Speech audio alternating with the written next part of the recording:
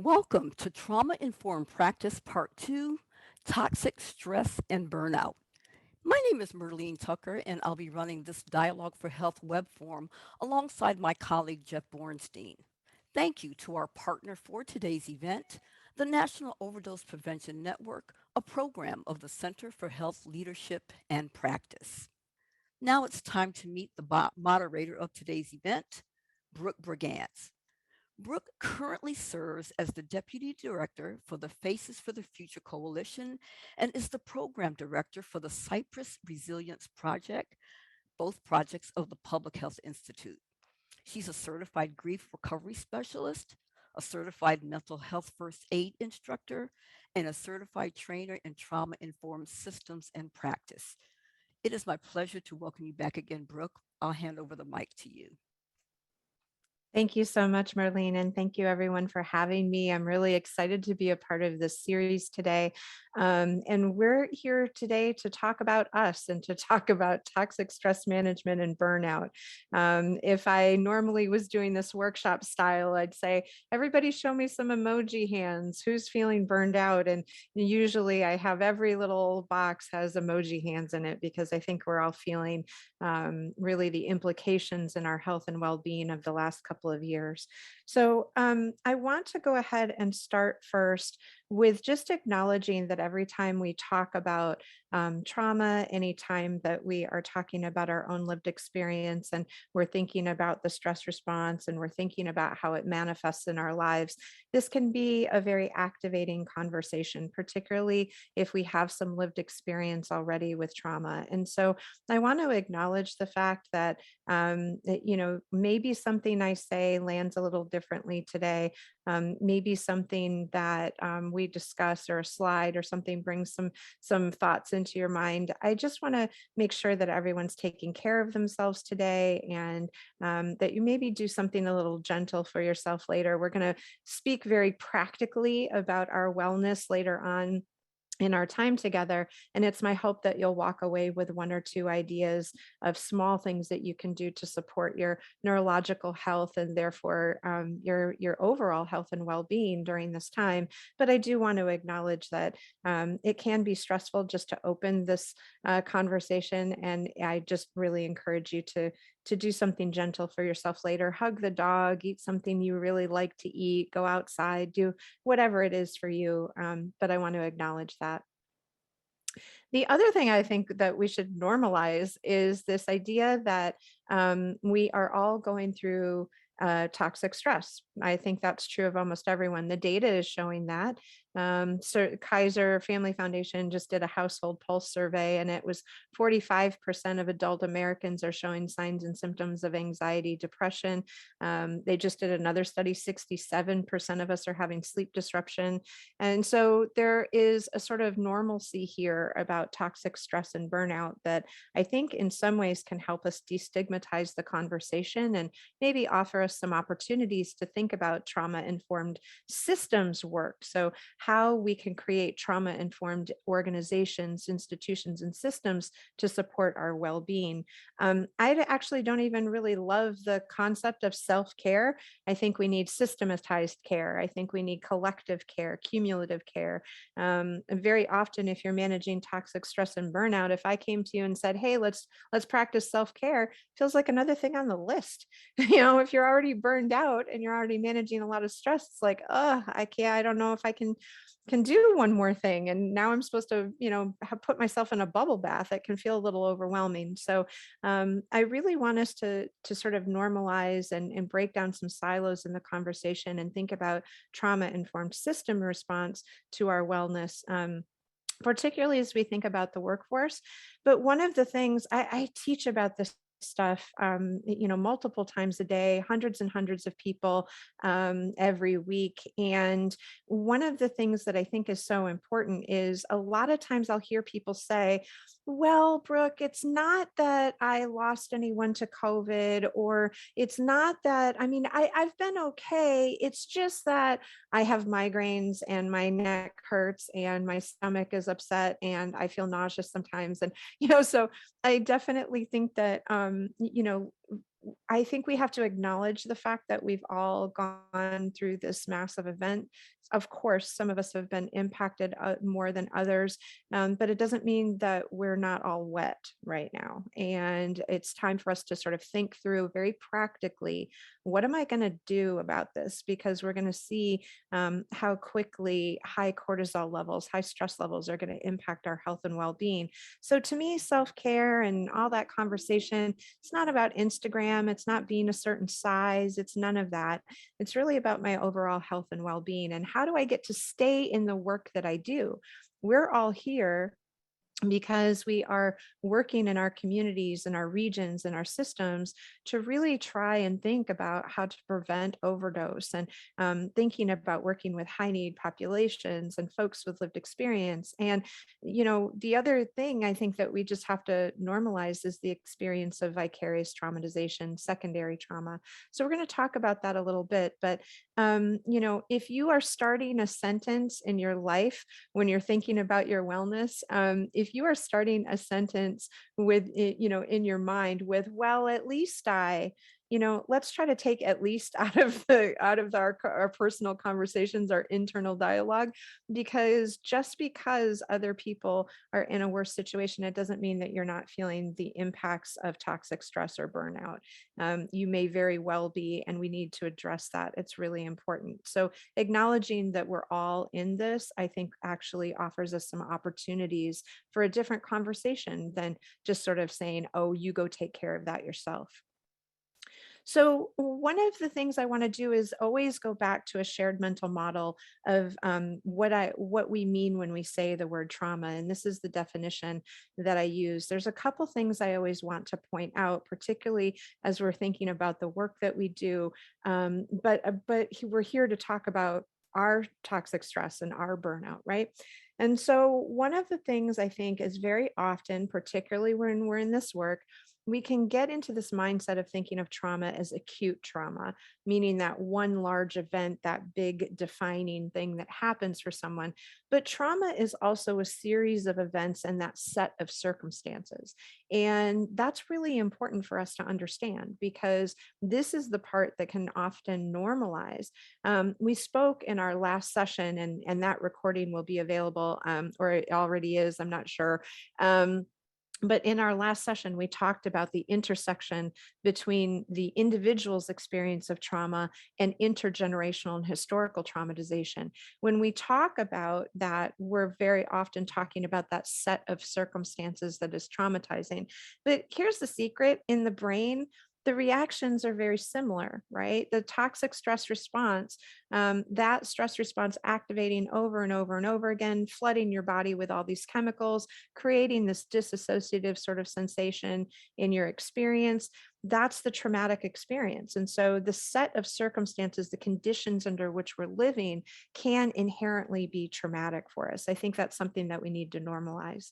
The other thing, of course, is that we often, when I get called in to, do help an organization with trauma informed practice, very oftentimes I'm initially called in for outward facing practice. How do we continue to support the communities we serve?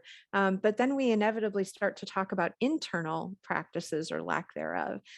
So, how are we supporting ourselves systemically? How are we helping ourselves inside of our organizations to build trauma informed response to the burnout that we experience? So, it's very, very important that we think about outward facing practice, but also internal facing practice because of that set of circumstances, and because of the reality of vicarious traumatization. Um, so yeah, I think that I see in the Q&A a comment about we're failing to acknowledge really the sort of importance of trauma. I think that that day-to-day reality is very true for many people.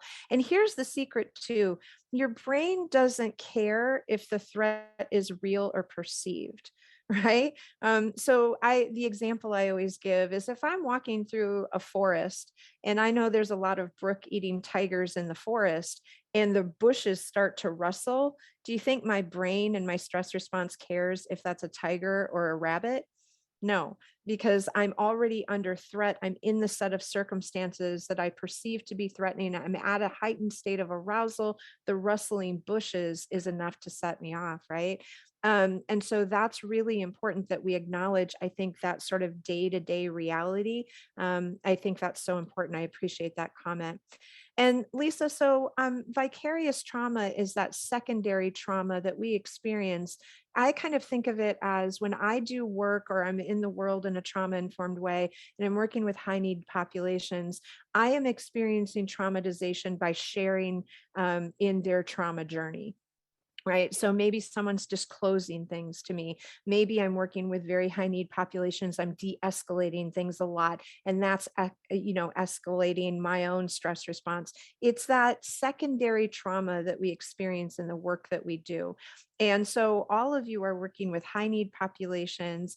We're working on very, sensitive topics, substance use. We're thinking about mental health. We're working with people who have trauma backgrounds. We're working in harm reduction strategies. We're thinking about overdose. These are big deals, right? This is really stressful. And so it's that secondary and vicarious trauma that we experience in the work that we do. So I sort of, if we are choosing to do this work, my thought is, okay, what's my plan? Right? How am I going to be able to stay in the work? And to me, that's what wellness or self care has to be. It's my plan so that I am able to stay in the work that I've chosen. The other thing I think is important in this definition for us to acknowledge is that trauma is experienced holistically. Right? It's spiritual, it's social, it's physical, it's mental. And I think, we don't often think of strategies to manage toxic stress or strategies to manage burnout in that way. And so hopefully today we'll very practically think about that because, um, you know, the part of the brain that's implicated in our experience of trauma is literally the part of the brain that isn't our verbal part, right? And we'll see that in a minute. So I may need a lot of different kinds of concepts to sort of bring healing to the parts of the brain that are implicated in the stress response differently than just assuming, oh, it's just a physical thing, right? Like, oh, if I just take myself to the gym, it's going to be all right. Well, maybe and maybe not. We're going to have to get creative and think really about what are some of the things the science is telling us are going to help the parts of the brain that are implicated in the stress response, implicated in these sets of circumstances that we now are saying and labeling as like, okay, we're going to call that trauma.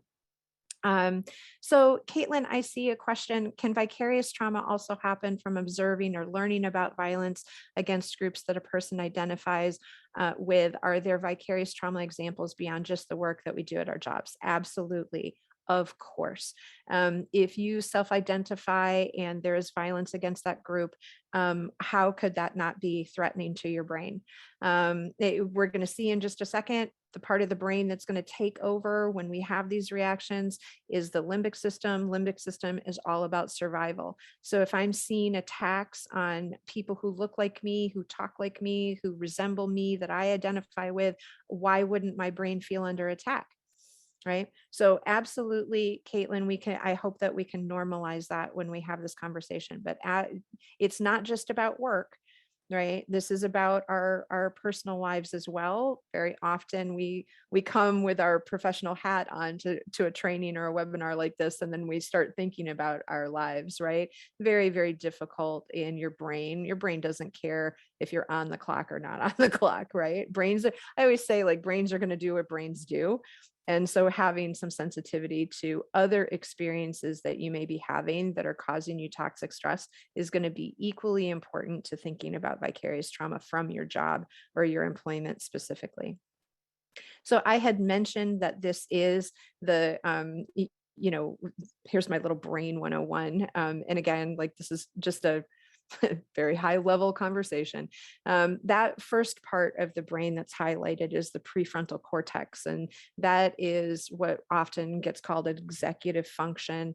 I always say it's where we do algebra and build bridges. It's the last part of the brain to develop. So people continue to add cells to this area of the brain up until age 25, 26 years old, when adolescence is sort of finding its end. This part of the brain that's highlighted, this yellow orange part, kind of by your ear right up here, that's your limbic system. And it has different sorts of parts of the brain. The amygdala, you maybe have heard of the para-aqueductal gray. These are all of the parts of the brain that are doing a few different things. First, they're assessing data, right? So they're paying attention to all of the different bits of information that I'm getting through my senses. And that's how I'm trying to decide, am I okay or not? Right. So if I smell smoke, maybe I will have a stress response, because that's an indicator to me, like, hey, that means fire. If something were to crawl, if I felt the sensation of something crawling across my foot, I would have an activated stress response, because that part of the brain is going to be like, hey, we just felt something. What's that? So the limbic system is analyzing, but it's also sending out reactions. It's very close to your brainstem, which is right at the base of your neck where your head and your neck meet. And so it's sending signals to create physiological reaction, including the release of chemicals. So the second it senses, hey, I'm in danger, or this feels like a threat, or I'm feeling uncertain, I don't know about this, it activates. And when that occurs, something important happens. So the first thing, that we've got to consider is this first part literally goes offline, right? That's the trauma experience, that's the stress experience, which is this part of the brain starts to get much, much less active. We've got PET scan evidence that shows this part starts to darken and the limbic system starts to light up. And it makes a lot of sense, right? Because my brain doesn't care about building a bridge or algebra if I feel something crawl across my foot, because I'm like, hey, what was that thing? We got to pay attention. It may be danger. And so that stress response is doing several things. It's doing things like increasing our heart rate, our pupils dilate, our respiration goes up. First, we're going to get a shot of adrenaline, and then we're going to have a shot of cortisol. And cortisol is going to be the sustaining stress chemical that's in our body. I kind of think of it as the gas pedal, right? Like, okay, like cortisol is my activator. It's the stress chemical that activates me, gets me moving. It's the gas pedal. And, this whole process, it can in and of itself be dissembling, because sometimes people will be like, oh, I feel like I'm foggier, or I don't have the same sense of sharpness. I hear that all the time. Like people talk, we sort of speak in these colloquial kind of ways, right? Like, oh, I have brain fog, I've got this, I've got that. And part of it is this activity, and it can feel sort of like, oh, that executive function or that sort of rationality part. This is when we speak next time in our third part of our series. We're going to talk about de-escalation. You're going to see this slide again, because situations that we de-escalate with someone, this is exactly what's happening with them. And so there are certain things that are going to work when we de-escalate, and certain things that aren't going to work based on what part of the brain we're talking about, right? But this is what's happening in the brain when we experience stress response, when we're experiencing trauma, when we are experiencing that set of circumstances. And you need stress chemicals. Stress chemicals in and of themselves aren't bad. They're there for a reason. Cortisol, if it's a gas pedal, I need gas to wake me up in the morning, right? So when your alarm goes off and you hit the alarm and you've got to get up and get moving, and someone's got to make the coffee and walk the dog and jump in the shower, cortisol is your chemical to do that. Thank you, cortisol. Like, I'm here on time running the webinar. I look all right. And so cortisol helped me do that. I needed some gas to get moving. And I have a pretty optimal level of performance. But if that stress response continues, if I am inundated with cortisol, that's when I start to become disorganized. That's where where are my car keys, or I send the email without the attachment. That's literally what dysregulation and disintegration is, being experienced. Is like I'm getting more and more disorganized the more stress I have.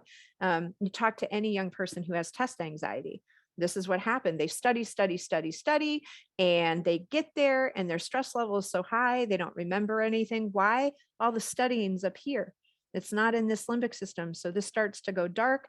I can't take the test. They walk out, they get the bad grade, and they're like, but I studied, I knew it all. It's because we had this high level of stress response. So we get more dysregulated the more this stress response is activating. And this is where it becomes a problem for our health and well being. This stress response gets more sensitive over time. Right. So again, if I were in a workshop with you all, I'd say, hey, emoji love out there, like who is feeling as though people are much more fragile in their stress responses these days? Who's working in community and it seems like, yeah, Desiree, okay, I see you. Like who's working in community and it seems like people are popping off a lot and you're like, what's going on here? Or where is that sort of like, I feel like I could go at any minute, like a lot of people say that to me. And that's because that part of the brain just becomes more sensitive. The more it's activated, it makes sense, right? If I'm in the brook eating tiger forest, right? Like what, of course, I'm constantly under threat, I'm constantly at a state of arousal, I'm going to get more and more sensitive to that. It's going to be hard to pull me out of that forest and have me not be hypervigilant, right? Because I'm just getting more sensitive. And the other thing is that we have a harder time getting to baseline. Right. This is where we start to see the connection between, for example, trauma experiences and the development of things like a diagnosis for anxiety. Right. This is the connector here, and really important that we are understanding we have a harder time getting to baseline. Shelby, I see a comment in a question in the Q&A. Would you say illness also adds to the stress response? Thinking of recently diagnosed COVID patients, for sure. And also medical trauma would too, right? So if you have someone who's managing a chronic condition and it is having lots of interactions also with a health system through that, there may be medical trauma involved. There are also disparities in how people are treated in health systems. And so it may be also traumatizing for, say, a person of color or a trans non-binary identifying person to interact with a health system to manage a diagnosis. So there's a lot of stuff going on here, but absolutely illness can contribute for lots of different reasons.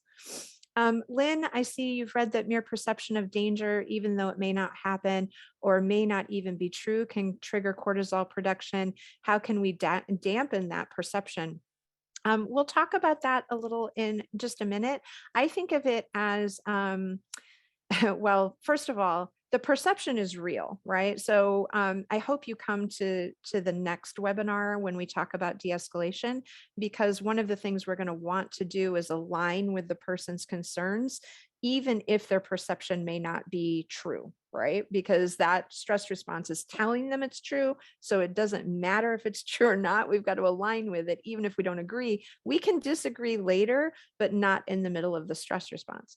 The other thing I would say is that for ourselves, how could I help?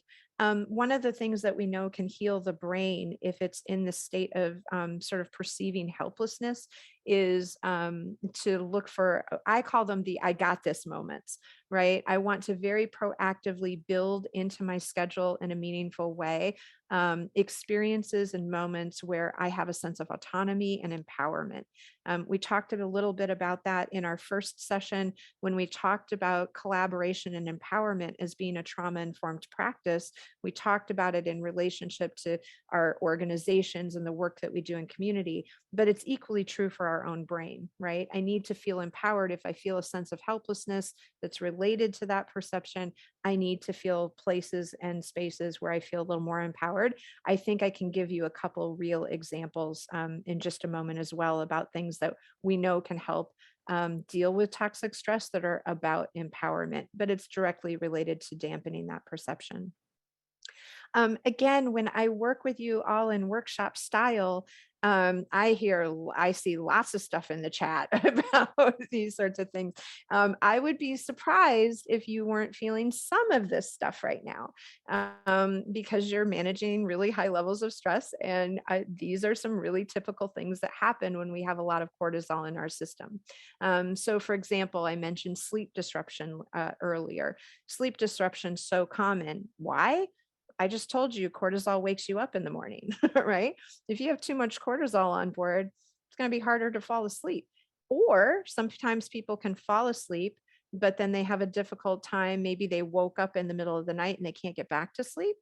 Cortisol, I just told you that that part of your brain gets more sensitive. Stress is definitely implicated in our sleep patterns. People will tell me they get super frustrated because they've gained weight in the last 2 years. And I'm like, yep, cortisol. Cortisol's at least not helping, because if the bear were coming, right, one of the things that cortisol does is it just prioritizes my body functions. And it says, you know what? We don't need to worry so much about metabolism right now. Like, that's, I got this bear to worry about. I'm not worried about the bagel that Brooke ate. And I'm going to slow metabolism down. Other people might have cravings for food. Sometimes people are craving when they feel a lot of stress, they might be craving carbs and sugars. Why is that? Well, cortisol, if the bear is coming, cortisol says, hey, we got to get ready to fight that bear. We need some really cheap energy. Some people will feel lots of nausea associated with high levels of stress. Literally, the body saying, like, we need to get rid of anything that's not important right now because I got this bear to worry about. It definitely, I hear people talking about muscle pain, right? Like, oh, is anyone else's shoulders like so tight right now? Like, and that can activate migraine. I worked in a department of neurology for about 8 years as a patient advocate and administrator. And one of the first things we wanted to do for our migraine patients was talk about, what was their stress level, and were muscle spasms, a contributor to triggering their headache. Totally common. Why? If the bear is coming, my body knows I got to fight that bear or run away from that bear. It sends a message to my muscles to start contracting.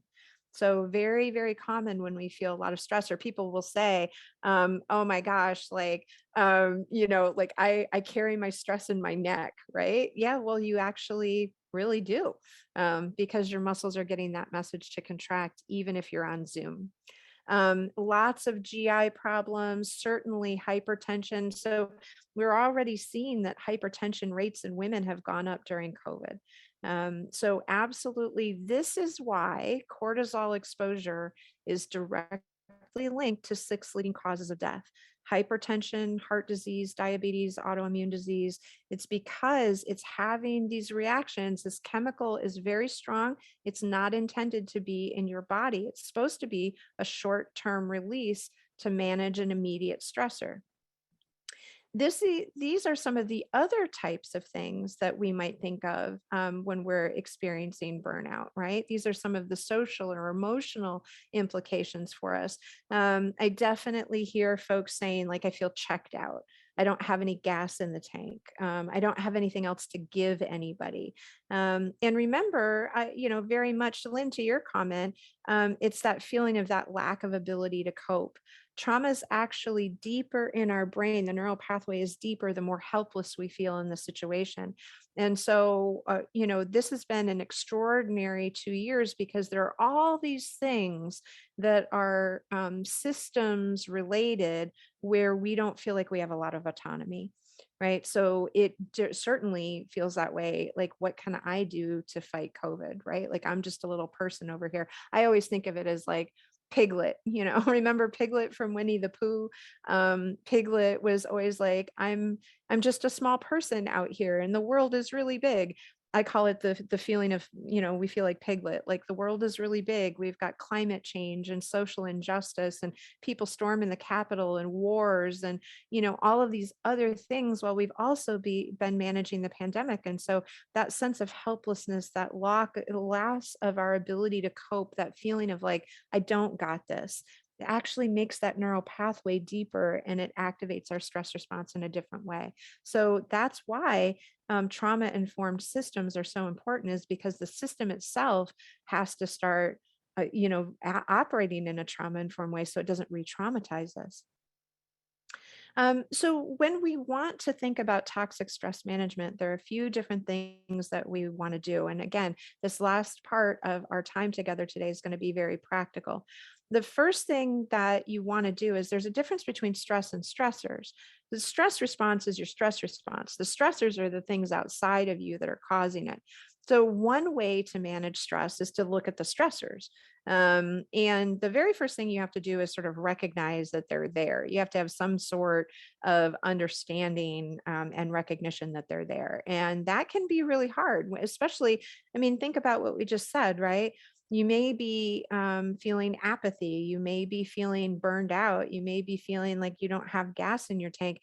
That's not exactly when mindfulness kicks in, right? Really hard to be mindful when you're sitting there binge watching Netflix because you're so like, inundated with stress chemicals through the day that by the time you finally sit down, your body's going to swing you in the other way, right? It's going to literally swing you in the other direction and it's going to make you check out. So people talk to me a lot about I wanted to watch one show on Netflix and 3 hours went by, or people are scrolling on their phones like with a little bit of drool coming down. They're just sort of like, why? Because your pendulum swung in the other way. Neurologically speaking, if the gas is your sympathetic nervous system, the brakes is the parasympathetic nervous system, you're going to swing in the other direction because your body doesn't like to be out of balance. So you go, go, go, go, go, go, go. There's going to be a time when you shut down. So it can be very difficult to be mindful. So one of the first things we need is we have to pay attention to the signals. That slide that I showed you, your body's trying to tell you, right? If you've got a ton of aches and pains or you're having sleep disruption, this is your body saying like, yo, Brooke, pay attention to me. And so we've got to practice some mindfulness. The other thing, the secret here is that other people may be having a reaction to us. If we're feeling these things and we're shutting down and we're not feeling connected and we're scrolling on TikTok or whatever, people might be reacting to that, right? Or maybe our stress response is causing more irritability. Maybe I am activated more and more and I'm getting more and more irritable with the people around me. So, another thing, if you have a difficult time looking at the ways that your body is trying to show you that you may be managing toxic stress, you can start looking at what other people are saying about you or the complaints that they have. It's actually a pretty good indicator. I During one of the most stressful times in my life, when I feel very, very high levels of stress, I feel a lot of chest pain. My heart is beating really fast. I feel like really discomfort. My chest kind of feels a little bit tight. That tells me I'm under a lot of stress, usually when I'm grieving something really scary. My youngest, Elijah, when he was 5 years old, he was in kindergarten and he was learning the Pledge of Allegiance and they were learning about America and all that. And I went to teacher conferences and the teacher said, Elijah says you're very patriotic. And I was like, what? Like, what are you talking about? And she said, well, he says you walk around your house doing the Pledge of Allegiance. What I was doing was putting my hand on my chest because I was feeling discomfort there. My 5-year-old thought I was, saying the Pledge of Allegiance 24/7. Like that was something I didn't realize I was doing, but someone else showed me I was doing. And so that's really interesting kind of way you can look at, other people's reactions to what you're doing. And sometimes they can give us a clue. Now, The other thing is, once you've identified, okay, this is an issue, you've got to start drawing some boundaries. I actually teach a workshop just on healthy boundaries because this is such an important piece.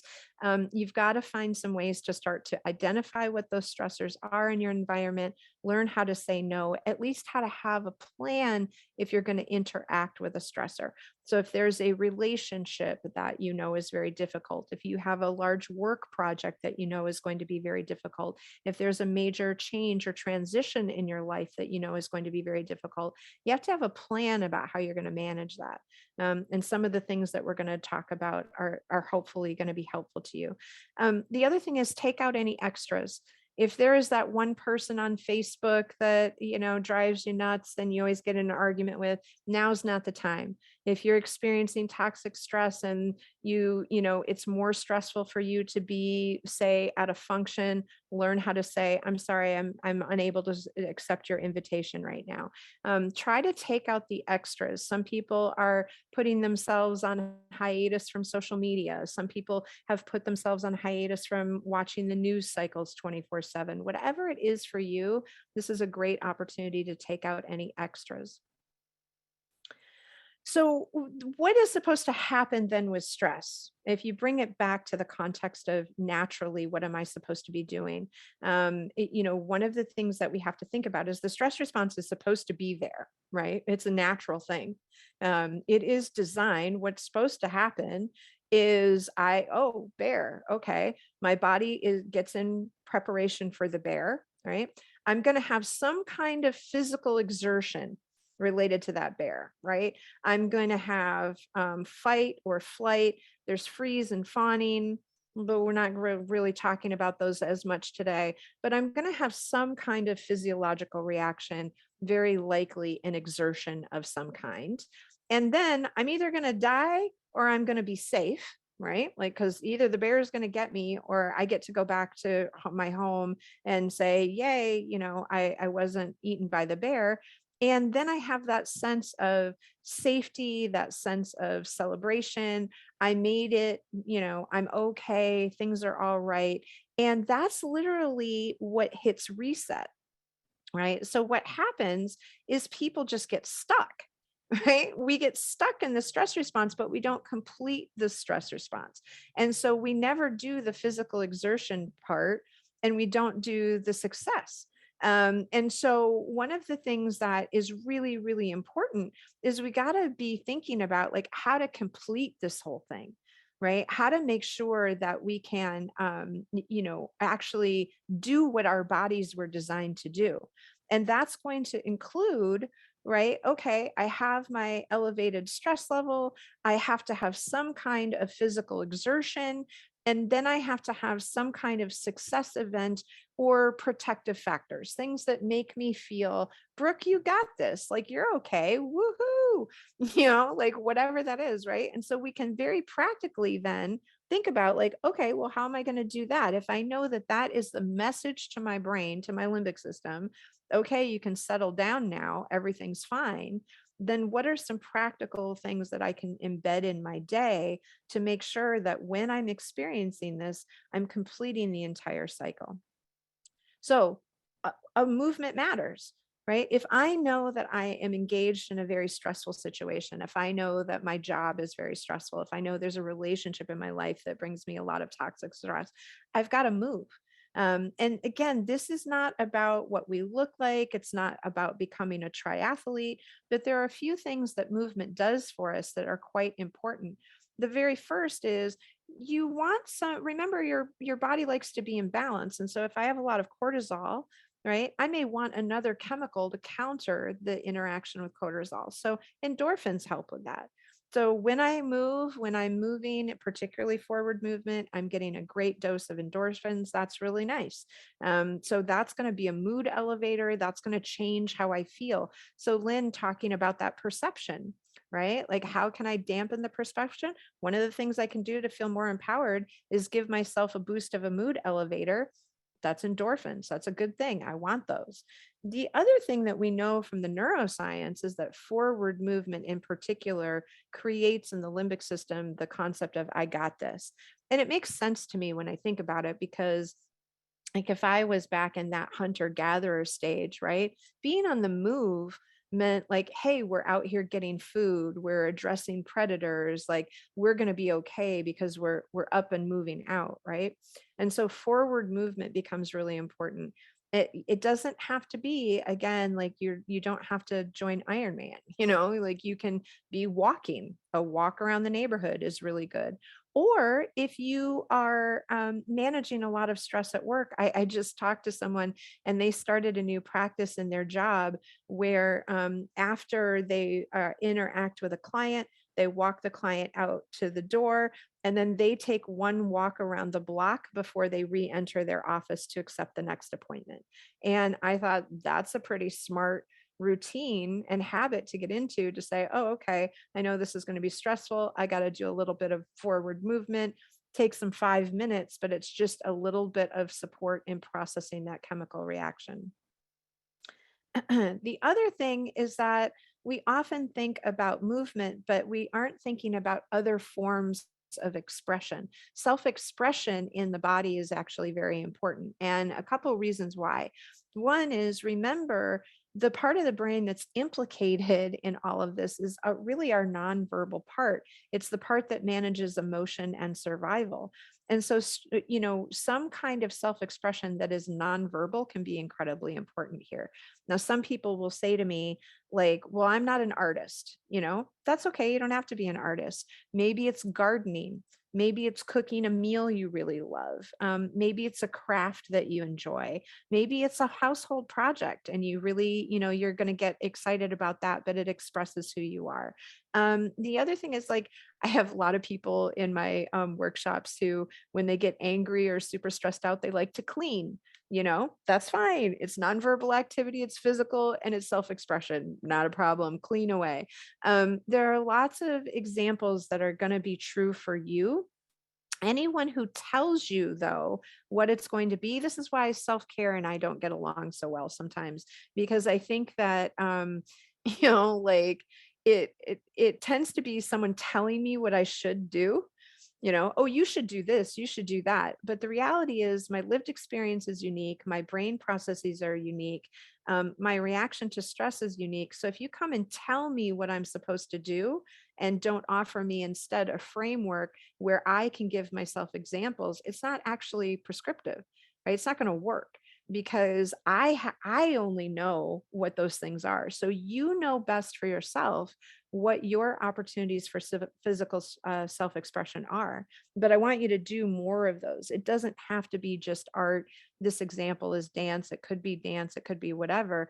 But you want to be doing things with your body that make you feel like who you really are at your core. That's kind of how I explain it. And why? Because that's healing for the limbic system in a different way than if you were trying to heal this prefrontal cortex.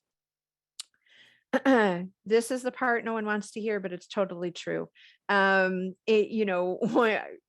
get organized, right? So what did I say we were combating? We're fighting this sense of helplessness. We're fighting the feeling of a lack of autonomy. We're fighting this sense of feeling disempowered. That's exactly part of the stress response. It's in toxic stress. It's in burnout. The sort of like disconnect and lack of feeling of empowerment.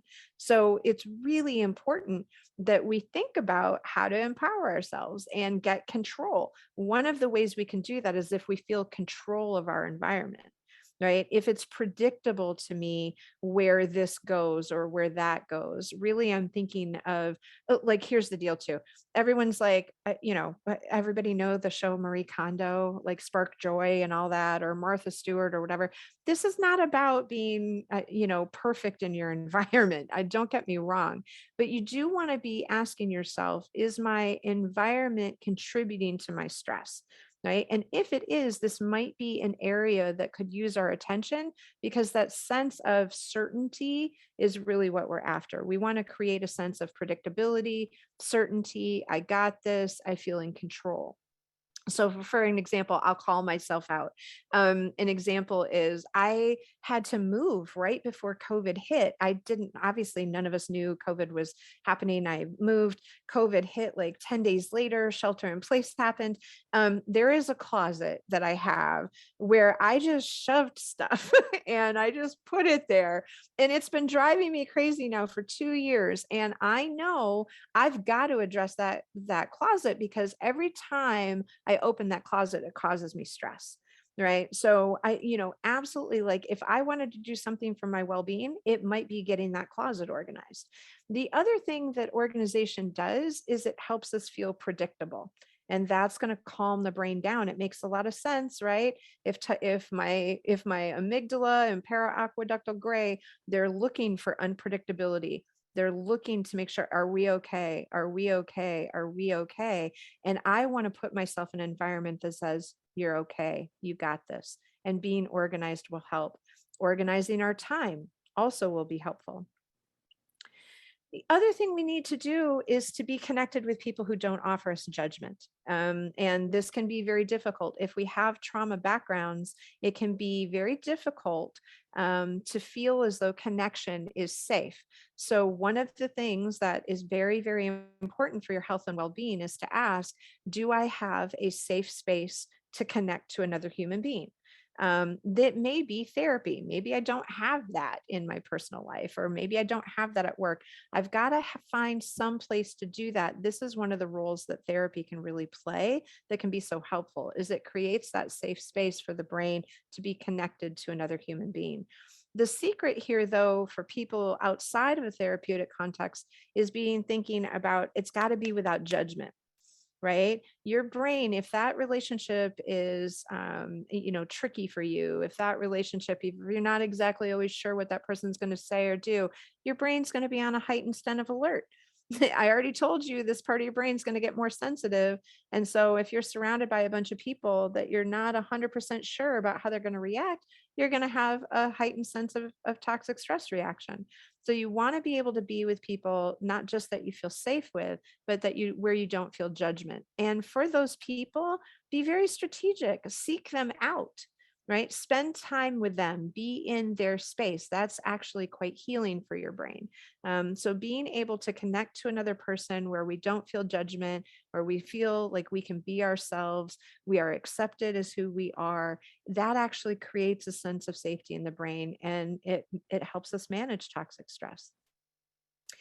I told you before, your body is going to be craving a bunch of stuff, right? Because cortisol is going to activate, it's going to slow metabolism, it's going to make us crave all the foods that aren't good. Everybody wants ice cream with french fries on top and caramel sauce right now, right? Like in all my workshops, everyone's like, can we just do that? That should be the thing. But here's the sorry truth about it. What we are eating really matters. And nutritional psychology is this amazing growing field and body of work where literally, what we're doing is capitalizing on the mood elevator that's already in our gut. So much of our serotonin is in our gut, and we want to make sure that we're helping our body produce more of that, and that we're helping it migrate to the brain so it can activate as a mood elevator. And these are some of the ways that we can do that. So I get that this is really hard right now, because we're in this space where we're craving all of this stuff, and we know the things that are really going to help us, right? The other thing is hydration. Obviously, that's going to help the serotonin migrate up to your brain, but hydration is going to also help us combat inflammation, and cortisol is definitely implicated in inflammation. A lot of those diseases, right? I said that cortisol is linked to those six leading causes of death. A lot of those are issues with inflammation. And so we want anti inflammatory foods. We want lots of hydration, however you need to get that done.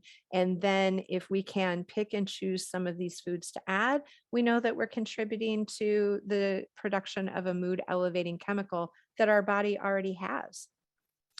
Another mood elevating chemical or vitamin that we know about is vitamin D. Obviously, we've heard about this. And so we know, for instance, that seasonal affective disorder is a real thing. So going outside is going to be really helpful, being able to be outdoors. You can start to see, I hope, how you can double up on some of these things and get kind of twofer, right? So I have a dog, I have to walk my dog. And I know that I'm going to go out and walk my dog. I'm getting forward movement. I'm getting some endorphins from that. I'm out there getting my vitamin D. She's got to get walked anyway.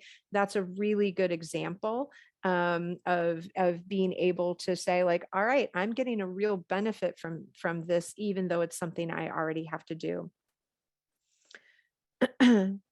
So the other thing that we talk about a lot is our micro routines, right? And so, when we are talking about micro routines, I think the big takeaway for me is that, we are so hardwired to want certainty. Our brains want to have our environment be predictable. And what we are dealing with right now is this unprecedented and very unpredictable time. A lot of times people are talking to me about this sense of uncertainty, right? Like it feels just like this sort of almost cultural norm right now is this sort of foreboding sense of uncertainty. Micro routines are a way that, at least in our little corner of the world, we can give our brain a break from that. We can let our brain predict what's going to come next. If you think of very, very high functioning jobs where there's lots of stress, folks like first responders, airline pilots, I even think of like, professional athletes, there's a lot of discipline built into their routines, right? They do the same thing the same way all the time. When I worked in neuro, we had different docs in the ED that would, wear the same tie every day, or some of us ate the same salad. We like to sit in the same chair. Why? Because we got into these patterns and these routines, and it meant that anything that came through the door, we could deal with it because we have all of this other type of predictability in our environment, including something like wearing the same tie all the time. So, what we're looking for when we think about self care, when we think about toxic stress management, whatever that sort of word is for what we're discussing here today, we're not looking for the big one and done event. A spa day or something like that, that's fantastic. That's great. And it might be a protective factor, but not at the expense of the little things I'm doing every day to create certainty in my environment. So, I use that example of the dog walk. That's a perfect example of something where that's a micro routine. It's something small. I have to do it anyway. It's embedded in my calendar and my schedule. That's a great micro routine. One of them that I have, I know this sounds silly, but smell is very rooted in memory. And one of my protected relationships is my grandmother. Every day, a couple times a day, I use the lotion that she used to use. Every time I smell that, I smell Grandma June. And so that calms me down. Why? Because Grandma June always made me feel safe. So a couple times a day, when I'm already going to use lotion, I use that specific lotion. I smell Grandma June. That has a different impact on my brain. So, what I don't like about this kind of self care dialogue is that it always seems like it has to be a big thing, and it doesn't. You get a lot more neurological benefit by embedding tiny micro routines into your day and ensuring that you're staying consistent with those, partially because you're combating that sense of helplessness and uncertainty that we're all living with right now. The other thing that I like to say is that your body already has all of this stuff in it. There's nothing that we talked about today that isn't included in your own biology. And I think that that's one of the really important things to think about. We've got to obviously give care to this.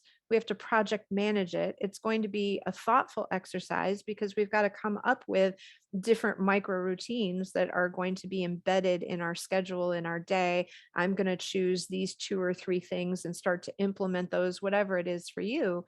But the reality is, I don't need something from the outside.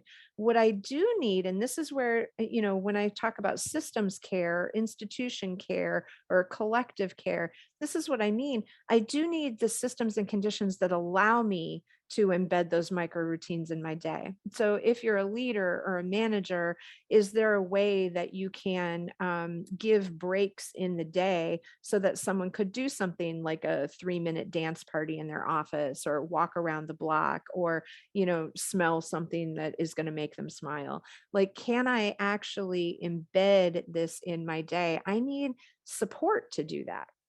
Right? That's very difficult for a person to do just on their own, particularly in a work context. And so, one of the things we can do as leaders is to actually work to embed these sorts of practices, however they're defined for the person, within the workday. Really, really important. A lot of times people will say, oh, well, I go, go, go, go, go, go, go. And then by the time I get to the weekend, I'm so burnt out that I don't have any time for self care. And what would be better is if we could embed some of that into the week so that there would be energy to do something bigger on the weekend. But that doesn't often happen. And so I think a trauma informed leader is looking for opportunities to open up the schedule, open up the time so that people are able to sustain themselves in their work. If you're a caregiver, you know darn well how hard this is. Incredibly difficult to think about, how am I going to schedule this? How am I going to do this? But the good news about micro routines is they're micro, right?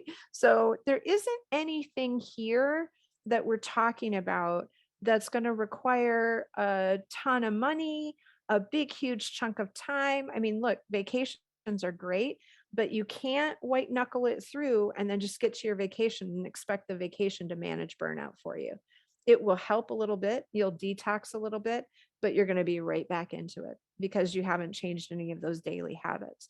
But the meta message here is, I don't need big fancy things from the outside in order to have a really active role in my health and well-being here and managing toxic stress, because everything we've talked about today comes from us. It's internal to us.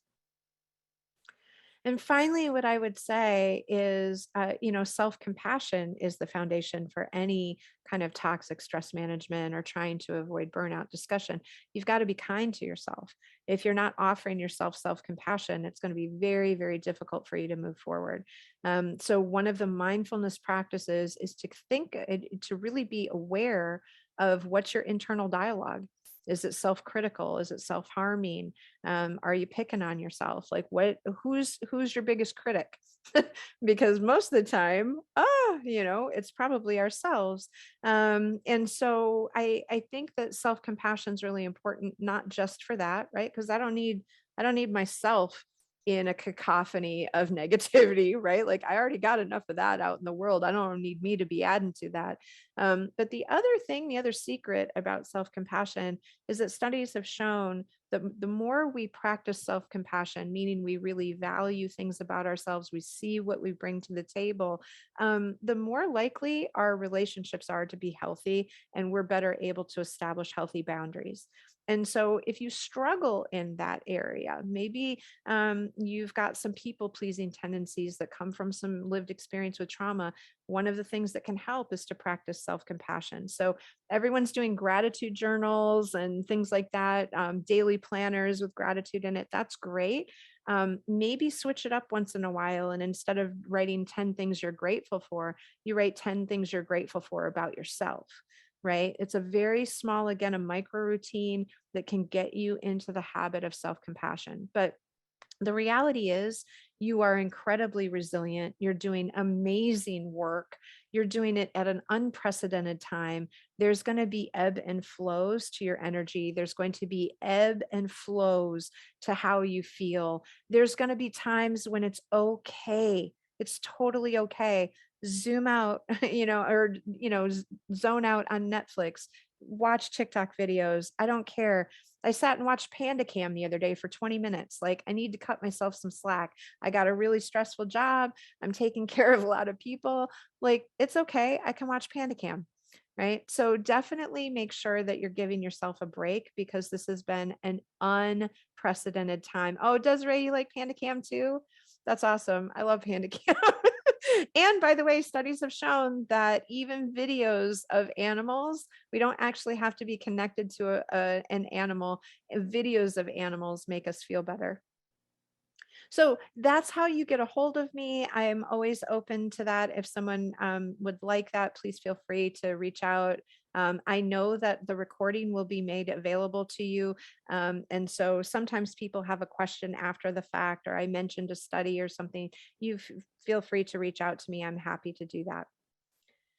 I also want to make sure that we're ending on making sure you know the upcoming events that we've got for the Overdose Network. So we've got that third session with me that is on trauma informed practice, and what we're going to be talking about specifically is de-escalation. So I hope to see you again on April 5th. And then we have the big ideas in overdose prevention, building partnerships that work, that you can join on April 13th. Please make sure to check out the National Overdose Prevention Network website at nopen.org. You'll see lots of opportunities to engage with other learning sessions, things like this, but they also have amazing resources to support you in the work you're doing. I want to thank everybody so much for your time. I really appreciated the comments in chat, and please do one or two things today to help take care of yourselves. But thank you so much.